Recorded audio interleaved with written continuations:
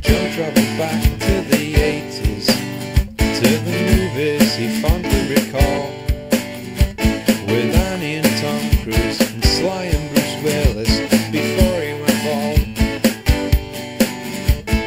Back when the movies were simple and the plots had no deep commentary, just some hero with biceps and witty one-liners shooting all he could see. Then off some steamed bag. But I guess the grass is greener when you're wearing those rose-tinted shades. But while he's stuck in the 80s, John will take these movie lemons and give you lemonade. So sit back and relax and sit back wherever you are for the movie reviews and the science bits too on Shitcase Cinema. On the Shitcase Cinema. Oh, it's the Shitcase Cinema. Maybe we had war with Norway. Yeah, fuck you too!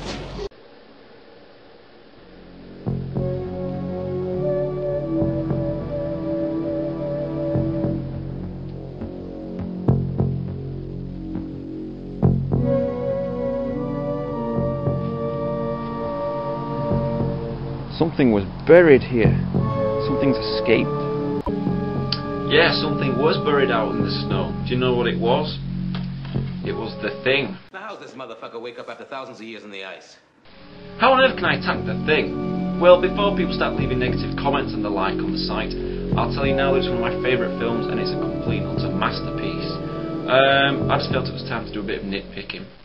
Seeing the opening segment may trigger a few morons to reach for their phones instantly and report some serious case of animal cruelty as we see some crazy Norwegians, those are people from Norway if you're a little bit dumb, who are trying to blow up a harmless wolf. You evil bastards! Hi, how you doing? I'd just like to report some animal cruelty. I'm watching a film, this bearded guy is trying to blow a dog up.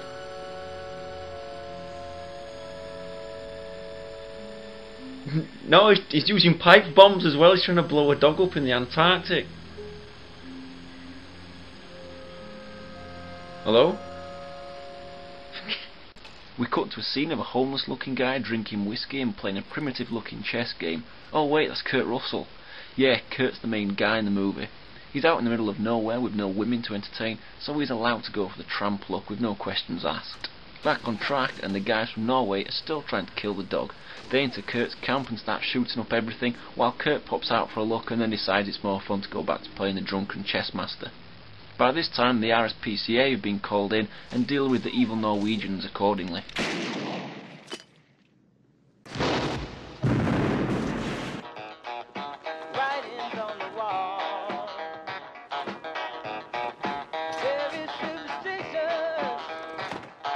Yeah, right. Okay, Kurt and one of his chums go for a spin in the helicopter to find where the crazy Norwegians came from. Anybody there? Hey, Sweden! Not Swedish, Mac, the Norwegian. Old Kurt is always trying to be a funny fucker. Hey, Copper, come here! It's a hot tub, perfect for these cold climates. Although for some reason they don't seem interested at all, so decide to go outside and pick up some mangled bloody body instead. Ugh. One lazy goon decides to get some sleep as his part in the movie is pretty limited, but when it's time for his scene he's not awake, so what do? You turn up his headphones as loud as you can and blow his eardrums. Silly bearded tramp. What's with all the beards? Maybe it's some kind of secret group they're trying to form. Holy shit, what's that thing? Is that the Thing? The transformation looks great, from a nervous, quiet little wolf to a spidery mutated monster creature. In strolls one of the beard clan who shits himself and seeks support from the rest of the group. Oh, I think it looks pretty cute. I want one for Christmas. Oh, you cruel bastard, Kurt. How could you do that? Before you know it, the creature thing tries to escape and shoots out some kind of strange flower before it gets flamed to a crisp. Well, it would be flamed to a crisp if the guys didn't run in and put it out 2 seconds later. It's time for another autopsy and random theories, followed by a spin in the helicopter to discover a huge spaceship or some sort that the bastards from Norway have destroyed. And those Norwegians blew it up. I love how they're all sitting around talking about what's going on, and all the cook cares about is leaving dirty clothing in his kitchen. I don't know why you disrespectful men been tossing his dirty drawers in the kitchen trash can. Huh? But now I want my kitchen clean, alright? Germ-free. You believe any of this voodoo bullshit, Blair? Voodoo bullshit? What has a mutated dog and a spaceship got to do with voodoo? As the leader of the dodgy Beard clan, everyone looks to Kurt for answers, but he shifts the responsibility onto the old doctor chap and trundles off to find some more whiskey. Because it's different than us, see? Because it's from outer space. What do you want from me? Ask him.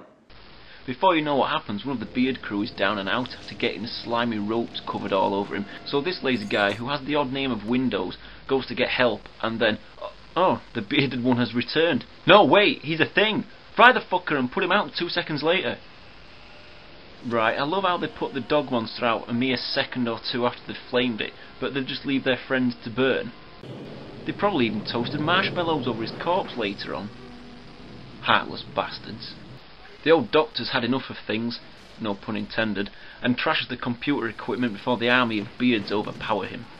The paranoia levels for all the characters throughout the film are always clear and only escalate as things progress. At times you can even read their face expressions like an open book. Holy shit, he's got a beard, I can't trust him one bit. He's not got one hair on his face, I can't trust him at all. You see what I mean? They can't decide who they can trust by this point, so they devise some blood experiment to find out who's infected by the thing. Kurt runs out of whiskey and goes crazy, and then one guy suffers a heart attack. Cue one of the best scenes of the film. Clear!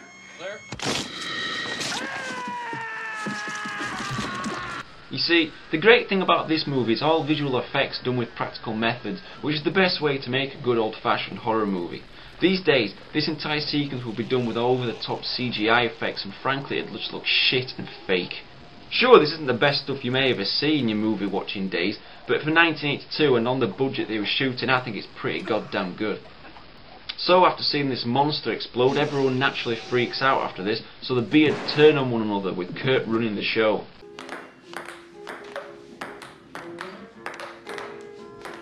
Ugh, that's the worst scene in the entire film. It makes me cringe every time. One chap suddenly develops serious frostbite, does a pretty impressive Spider-Man imitation, and kills one of the Beard followers. Kurt goes back to playing chess and leaves the others to work things out amongst themselves, loses to the computer because he sucks, and no, Kurt, you mustn't do that! Oh dear. This old guy gets killed, the cook disappears after hearing a noise. You should never go and investigate a noise, you know. Is anybody here? Hello?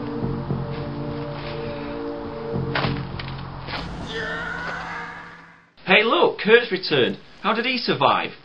Well, if you've seen the film then I'm sure you know the answer, so I won't ruin it for you. Speaking of ruining things, the thing creature completely wrecks the floorboards. Kurt gets angry and blows the ugly motherfucker up, and then's plodding around on his own looking for some whiskey to carry on with his homeless guy charade. So overall I think The Thing's one of John Carpenter's best films, and probably one of the best films of its kind, due to the isolation feel that it gives off and the complete and utter dark vibe as well. I've heard a lot of rumours over the years. The most recent one was saying that they're going to remake The Thing.